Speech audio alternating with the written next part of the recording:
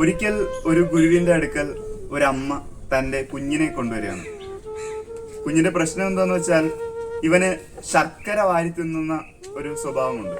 എവിടെ ശർക്കര കണ്ടാലും അവനത് എടുത്ത് കഴിക്കും. അങ്ങനെ ഈ പ്രശ്നം ഗുരുവിനോട് പറയുന്നു.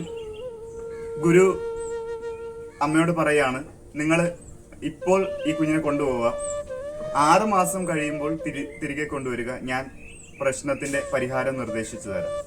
അങ്ങനെ 6 മാസം കഴിഞ്ഞ് അമ്മ വീണ്ടും കുഞ്ഞിനെ ഗുരുവിന്റെ അടുക്കലേക്ക് കൊണ്ടുവരികയാണ്.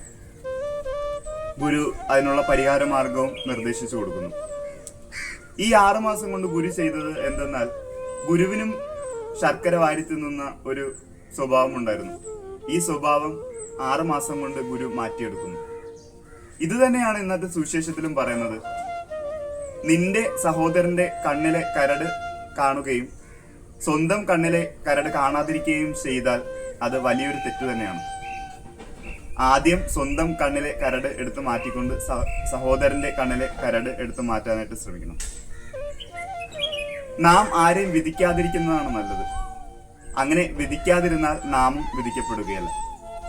ഇന്നത്തെ ഈ സുവിശേഷ ഭാഗം നമ്മുടെ മനസ്സിൽ ധ്യാനിച്ചുകൊണ്ട് നമുക്ക് ആരെയും വിധിക്കാതിരിക്കാനായിട്ട് ശ്രമിക്കാം. അതുപോലെ മറ്റുള്ളവരുടെ കണ്ണിലെ കരട് കാണുകയും അതിനെക്കുറിച്ച് കുറ്റം പറയുകയും ചെയ്യുന്ന സ്വഭാവം നിർത്തുകയും ചെയ്യാം. ദൈവം നമ്മെ അനുഗ്രഹിക്കട്ടെ.